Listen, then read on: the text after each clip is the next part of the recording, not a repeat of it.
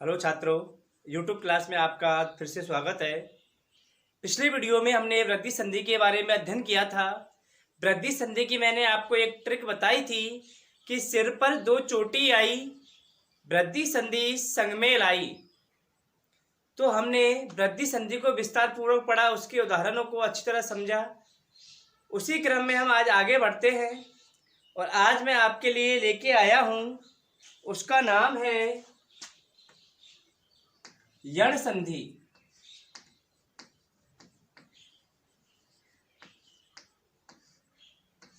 क्या नाम है? यण संधि। देखिए छात्रों, यण यण यानी आदि, न पे हलंत लगा हुआ है और हलंत का मतलब समझ में आया। जिसका अंदर हलंत लग जाता है उसका होता है आधा। आधा का मतलब लंगड़ी। स्त्रीलिंग में है संधि, इसलिए मैंने इसे लंगड़ा नहीं करके लंगड़ी कहा है। तो आधा है। ट्रिक यही से बनती है। ट्रिक मैंने बनाई इसकी, ध्यान पूर्वक समझना। आधा अक्षर आया, आधा अक्षर आया, यण संधि संग में लाया। आधा अक्षर आया, यण संधि संग में लाया।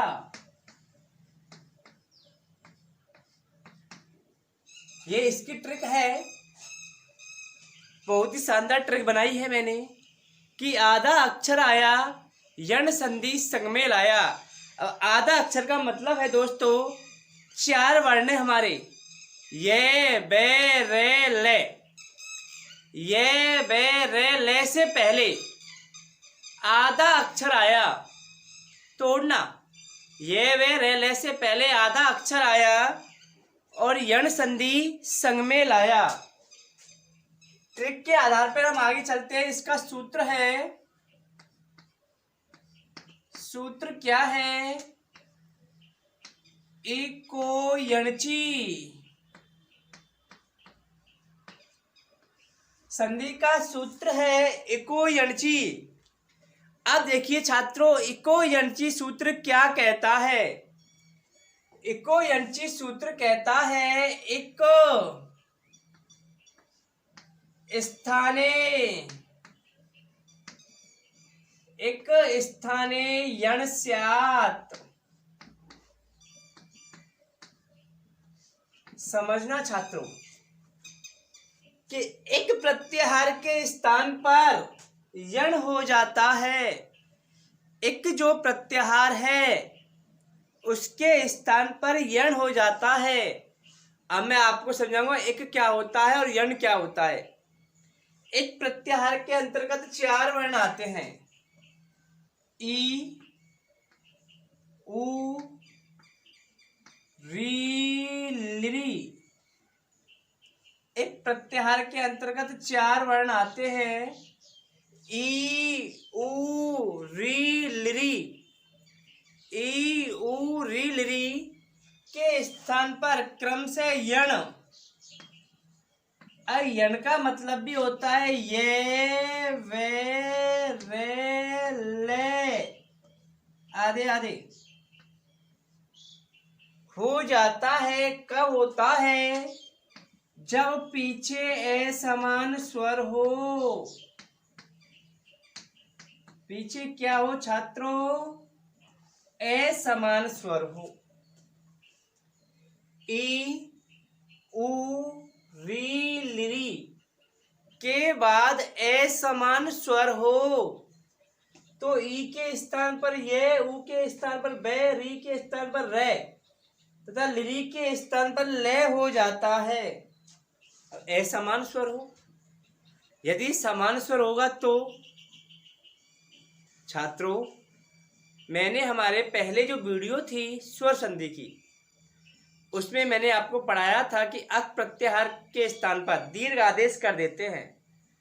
अक प्रत्याहार के बाद सवर्ण स्वर आ जाए, समान स्वर आ जाए। तो अक प्रत्याहार मैंने आपको 4-5 वर्ण बताए थे ए ई उ री लिरी के बाद यदि समान स्वर होगा तो ई उ री लिरी के बाद समान स्वर होगा तो दीर्घ आदेश होता है, और असमान स्वर होगा ई उ री लिरी के बाद असमान स्वर होगा तो ई के स्थान पर ये, उ के स्थान पर वे, री के स्थान पर रे तथा लिरी के स्थान पर ले कर दिया जाता है। देखते हैं परिभाषा। इसी को मानते हुए, आधार मानते हुए मैंने परिभाषा बताई है। ऊपर वाली याद हो जाए तो परिभाषा तो आपकी चुटकियों में याद है छात्रों। किसमें याद है? चुटकियों में याद है।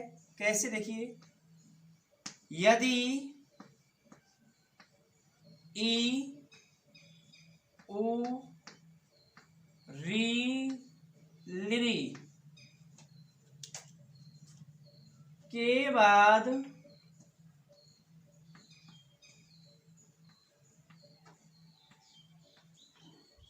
असमान स्वर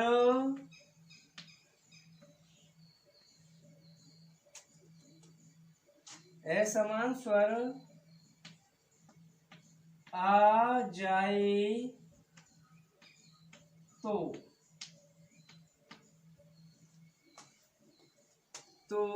ई के स्थान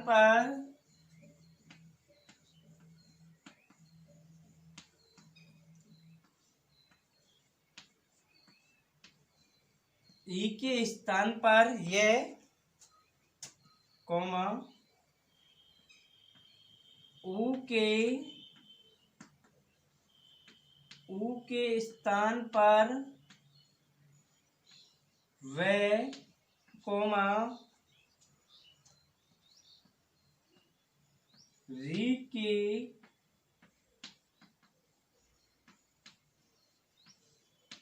स्थान पर रे कॉमा तथा लिरी के स्थान पर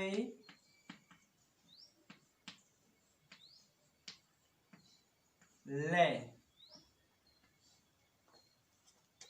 यण आदेश कर देते हैं।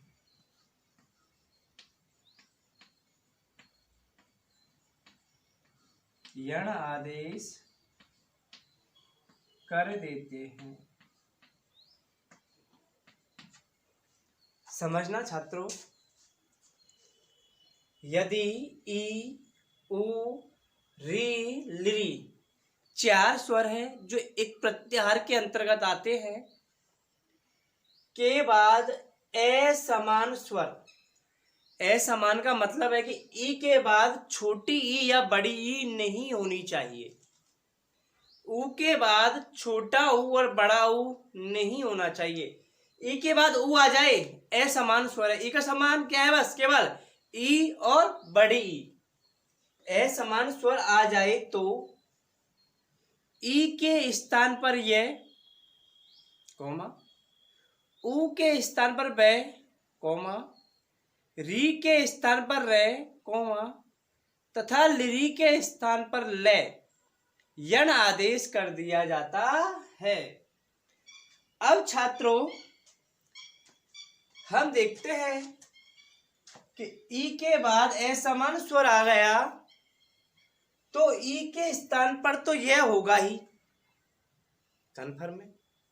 बाद में जो भी स्वर होगा उस स्वर को ई ये में जोड़ दिया जाएगा।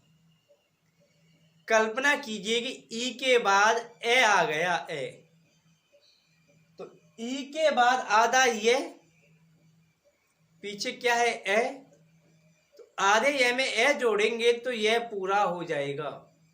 विस्तार पूर्वक मैं उदाहरणों से समझाता हूं, इसलिए आप एक इसका स्क्रीनशॉट लीजिए। यहां तक आगे चलते हैं।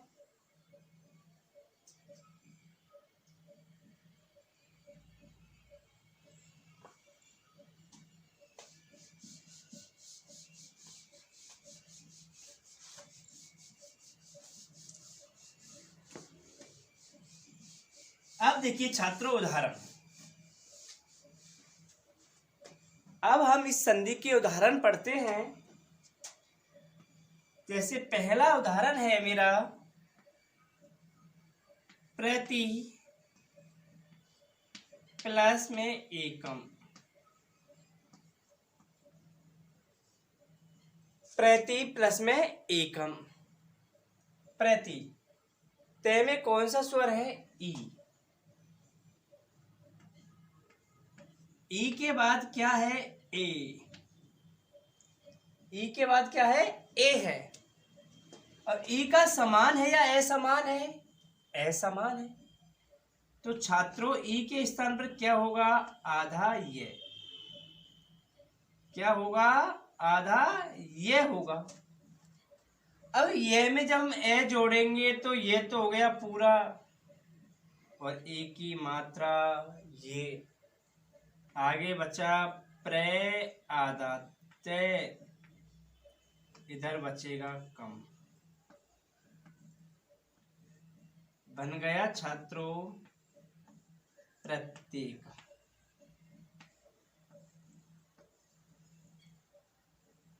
क्या बन गया? प्रत्येकम बन गया।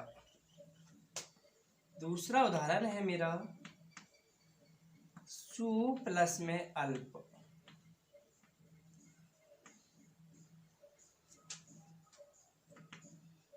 कौन सा स्वर है? ओ। पीछे क्या है? ए। ऊ का समान है या असमान है? असमान है। तो ऊ के स्थान पर वे, वो भी कैसा? आधा। वे में जुड़ गया ए, वे क्या हो गया? पूरा। सु है, ऊ गया तो रह गया आधा, पीछे रह गया लप। जोड़ेंगे छात्रों स्वल्प। क्या बन गया? स्वल्प। तीसरा उदाहरण है पितृ प्लस में अंश है।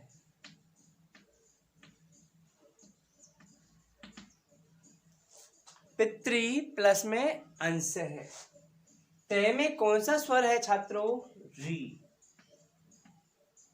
री के बाद आ रहा है ए, ए के ऊपर री। तो री का समान है या असमान है? असमान है। तो री के स्थान पर आधा रे। रे में ए जोड़ेंगे, रे पूरा, ऊपर बिंदी। क्या बचा आगे? पित्त, पीछे से।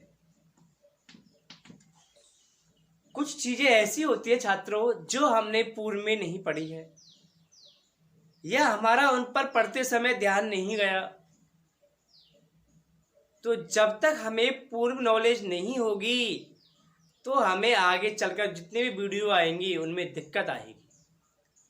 तो छात्रों बीच बीच में उन पुरानी वीडियो को भी देख लिया करो, जिससे कि आपके समझ में सब कुछ आ जाए। क्योंकि मैंने पिछले वीडियो में बताया था कि तय और रे मिलकर के, आधा तय और रे मिलकर के एक संयुक्त वर्ण बनता है जिसका नाम होता है त्रय। क्या होता है? त्रय। तो पी ते और रे मिलेंगे तो बनेगा त्रय, और से बनेगा पितृंश है। क्या बनेगा छात्रों? पितृंश है बनेगा। चौथा उदाहरण है हमारा लिरी प्लस में आकृति। लिरी प्लस में आकृति।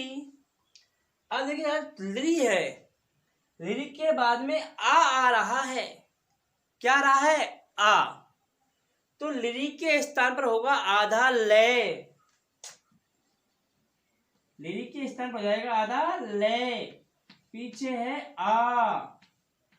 अब ले में जब आ जुड़ेगा तो बनेगा ला, और पीछे दे रखे कृति, बन जाएगा लाकृति। क्या बन जाएगा? लाकृति बन जाएगा। आगे एक बार चारों उदाहरणों का स्क्रीनशॉट फिर समझाता हूं मैं आगे आपके लिए।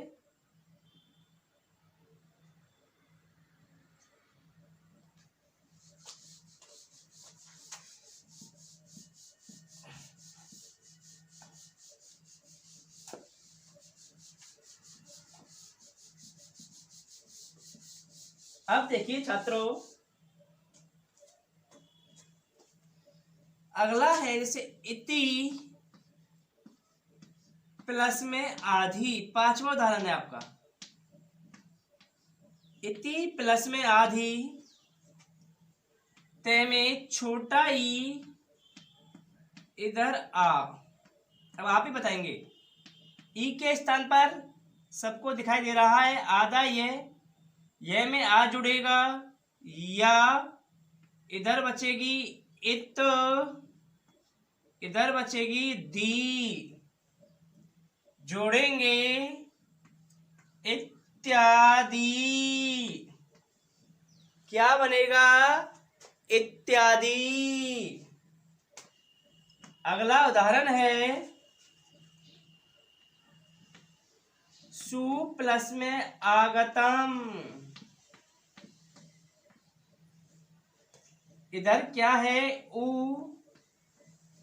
इधर आ रहा है आ, ऊ के स्थान पर आपको पता है क्या करना है, आधा बे में जोड़ेंगे आ, बन गया बा, इधर से निकालेंगे आधा से, पीछे गतम, जोड़ेंगे छात्रों स्वागतम, सु प्लस में आगतम, सु प्लस में आगतम बनेगा स्वागतम, क्या बनेगा? स्वागतम। अगला देखिए उदाहरण, मातृ प्लस में उपदेश है,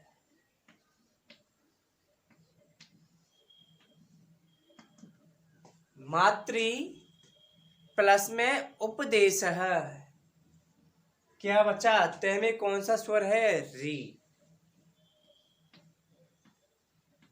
री के बाद कौन सा स्वर आ रहा है? ऊ, ए समान है या समान है? ए समान है, तो री के स्थान पर आधा रे, रे में क्या जोड़ू? ऊ, क्या बन गया? रू। आगे दिखते हैं माँ, आधा ते, पीछे प्रदेश है। अभी अभी मैंने बताया था आपको कि आधा ते और रे मिलकर के बनता है क्या? त्रे, त्रे में वही ऊ की मात्रा प्रदेश है, क्या बन जाएगा? मातृपदेश है, मातृपदेश है। अब मातृपदेश बन गया। अब हमारा लास्ट जो उदाहरण है, लास्ट जो मेरा उदाहरण है वो देखिए, बहुत अच्छा उदाहरण है। दैनिक जीवन में काम आने वाली वस्तु है, जिस वस्तु का आपको आज तक नहीं पता लगा कि भाई इस शब्द में भी संधि होती है। कुछ शब्द ऐसे होते हैं छात्रों जिनको हम दैनिक उपयोग में काम तो लेते हैं, लेकिन उन शब्दों की संधि हमें पता नहीं होती है कि भाई इन शब्दों में भी संधि हो सकती है। जैसे मैंने उदाहरण लिया, लिरी प्लस में ओटा, लिरी प्लस में ओटा, ओटा समझते हो ना? आधार, बैठने का जो आधार होता है। तो ओटा, ओटा देखिए तो लिरी का रह गया आधा ले, क्योंकि पीछे क्या आ रहा है? ओ आ रहा है, तो ले में मैं ओ जोड़ू, बन गया लो, और पीछे है टा, ये जाओ भाई, क्या बन गया? लोटा। अब लोटा में शायद आपको आज तक पता नहीं होगा कि भाई लोटा में भी संधि होती है। हाँ छात्रों, लोटा में यण संधि होती है, संधि विच्छेद होता है लिरी प्लस में ओटा। एक बार फिर पुनः स्क्रीनशॉट लीजिए।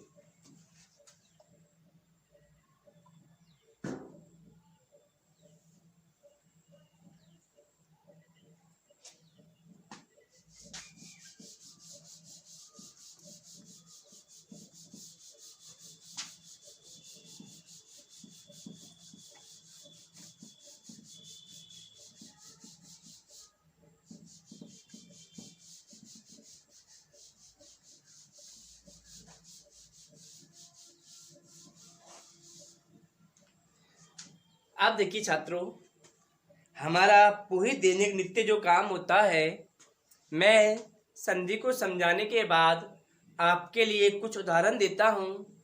उन उदाहरणों को आपको घर पे करना है। जैसे कुछ उदाहरण आपके सामने प्रस्तुत है।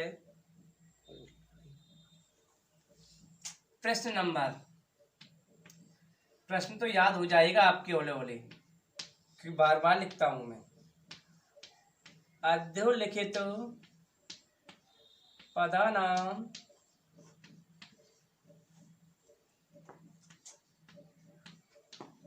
संधि विच्छेद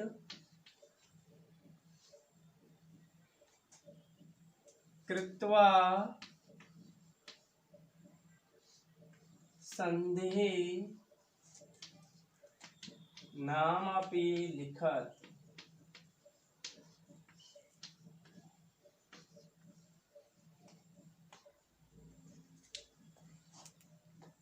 अब देखिए छात्रों, मैं कुछ महत्वपूर्ण उदाहरण आपके लिए लेके आया हूं, वो आपको याद करने हैं।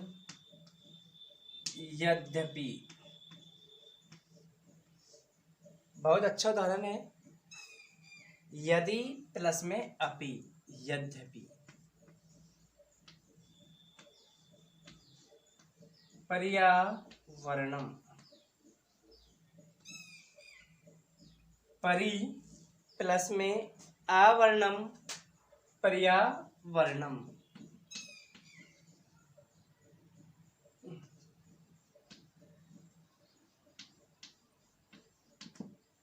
मधुवरी, मधु प्लस में अरी, मधुवरी।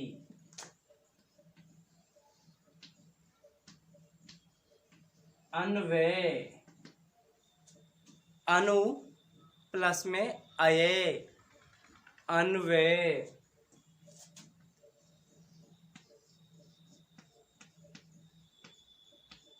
धात्रंश है, धात्री प्लस में अंश है, धात्रंश है। मात्राज्ञा, मातृ प्लस में आज्ञा, मातृ प्लस में आज्ञा, क्या वही मात्राज्ञा।